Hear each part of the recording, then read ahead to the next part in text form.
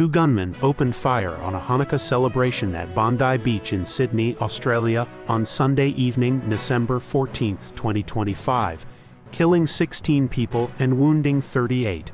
Australian authorities have declared the incident a terrorist attack specifically targeting the Jewish community.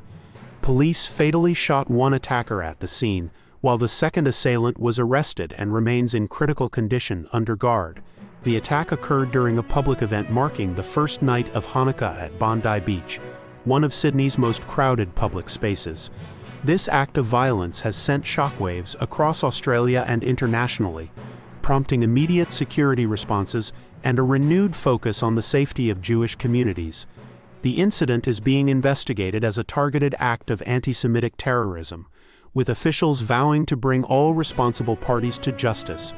The scale and nature of the attack underscore a significant escalation in threats against religious communities, particularly in a nation known for its strict gun laws. The event has led to a re-evaluation of security protocols for public gatherings and religious celebrations, both within Australia and abroad, as communities grapple with the implications of such a brazen assault. The attack unfolded rapidly, with one gunman firing from behind a palm tree near the celebration area before a bystander managed to seize his weapon.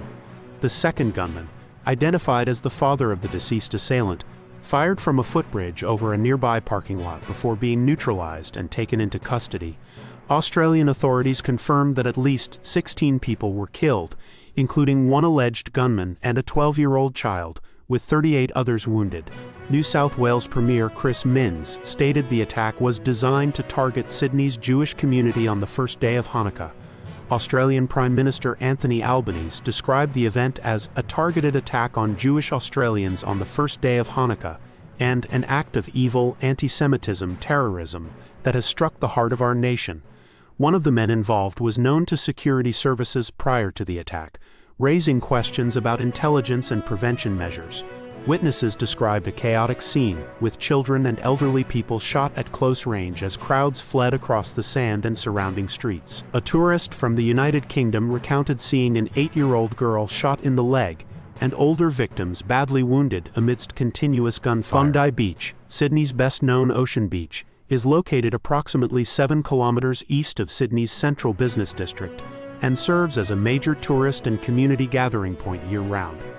The choice of this iconic location for a public Hanukkah celebration amplified the attack's impact.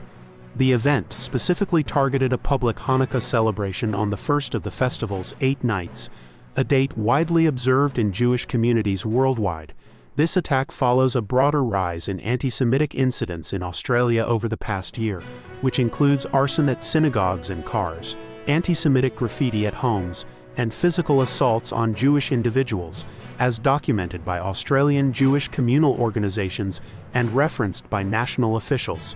In response to previous plots and attacks on Jewish targets, Australian authorities earlier this year attributed certain actions to Iranian involvement and cut diplomatic ties with Tehran.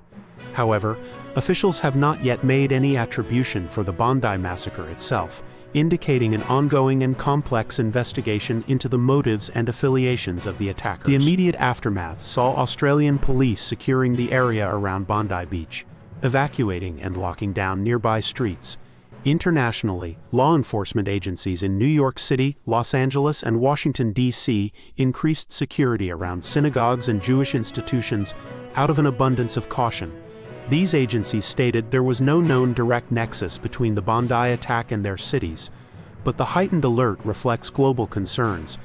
The New York Police Department confirmed it was monitoring the Bondi Beach attack in coordination with Australian counterparts as part of a broader effort to secure Jewish events during Hanukkah, emphasizing the absence of intelligence linking the Sydney attack to threats in New York. This global response highlights the interconnectedness of security concerns and the ripple effect of such terror incidents. The focus now shifts to understanding the full scope of the threat and implementing measures to prevent future attacks, particularly during sensitive religious observances. The incident serves as a stark reminder of the persistent challenges in combating terrorism and protecting vulnerable communities worldwide. Looking ahead, Australian federal and New South Wales authorities are expected to maintain heightened security at Jewish sites, public festivals, and major beaches, A continuing terrorism investigation will delve into the attacker's planning, support networks, and possible external links. The surviving suspect, currently in critical condition under police guard, faces terrorism-related and murder charges, once declared medically fit. Counter-terrorism agencies are examining his prior contact with security services and the father-son relationship at the center of the plot. Organizers of Hanukkah and other Jewish events in Australia and abroad are coordinating closely with law enforcement to adjust security arrangements for the remaining nights of the festival in light of the Bondi shooting. Law enforcement agencies in the United States and other allied countries have stepped up patrols at synagogues and Jewish community centers, using the Bondi Beach attack as a reference point for current threat assessments while publicly emphasizing the absence of a verified operational link to their jurisdictions. The long-term implications include a re-evaluation of Australia's counter-terrorism strategies and a renewed commitment to protecting its diverse communities from targeted violence.